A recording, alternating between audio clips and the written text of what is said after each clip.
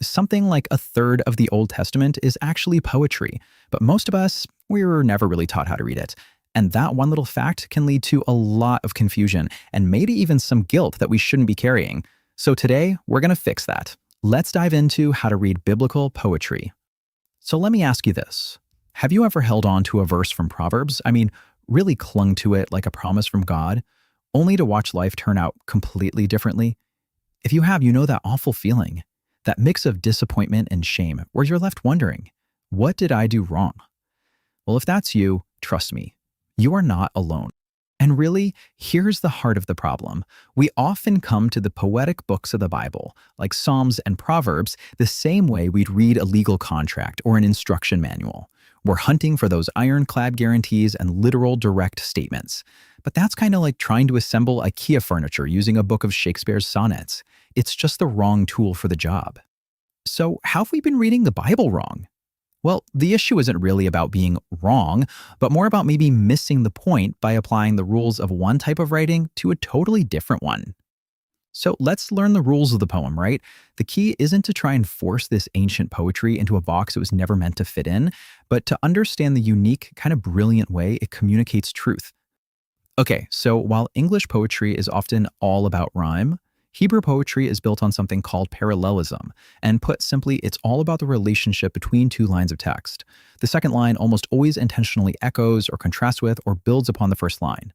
The real meaning, the real magic, isn't just in one line, it's found in the space between them. And this breaks down into a few main types. Look at synonymous parallelism. The second line basically says the same thing as the first, but maybe a little deeper. Why are you cast down, O my soul, and why are you in turmoil within me? See? Same idea, different words. Then there's antithetic, which contrasts two ideas. Hatred stirs up strife, but love covers all transgressions. And finally, synthetic, where the second line develops or completes the first. The Lord is my shepherd, I shall not want. See how that works? The full meaning is always in that connection. All right, so let's take this new tool and tackle our first big misunderstanding. The book of Proverbs is an amazing collection of wisdom, but it's so often read as a book of absolute promises. And honestly, that leads to a lot of pain.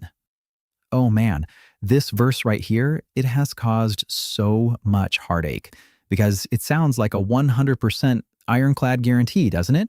Do your part as a parent and boom, your child is guaranteed to stick with the faith. But for any parent whose child has chosen a different path, this verse can feel less like a comfort and more like a crushing judgment. So here is the absolute crucial point. A proverb is not a promise. It's an observation. It's wise counsel that describes a general pattern for how life usually works. It's saying that, wise intentional parenting tends to produce good fruits.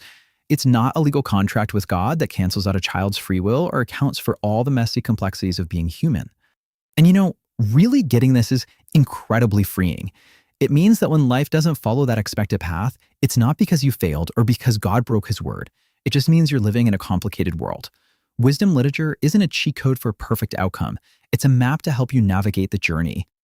All right, let's shift gears and move to our second myth, this idea that good, strong faith is always certain, always happy, and totally free of doubt. We're often taught that complaining to God or showing anger is a sign of spiritual weakness. But the Psalms, man, they tell a very, very different story. Just listen to the raw honesty here from Psalm 88. The writer isn't just kind of sad, they feel completely abandoned and forgotten by God. This isn't some polite, buttoned-up prayer. It's a brutal, gut-wrenching cry from the depths of despair.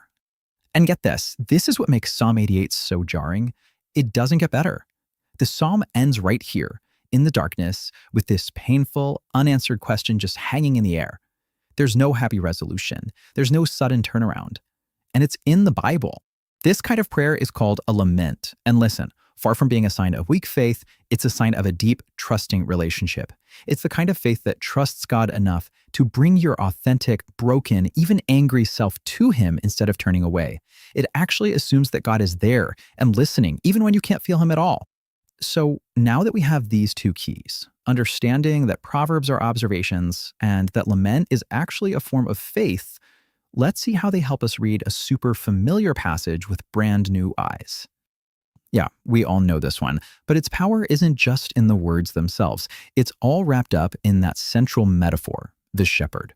That one single image carries the entire meaning of the psalm. It's this beautiful picture of deeply personal care, protection, and guidance. And this is where you really see the power of poetry. A textbook might tell you God is reliable. And okay, that's a fact. It informs your mind. But the image of God as your personal shepherd, that forms your heart. It gives you a picture to hold onto that brings real emotional, spiritual comfort. Now, check out this crucial line.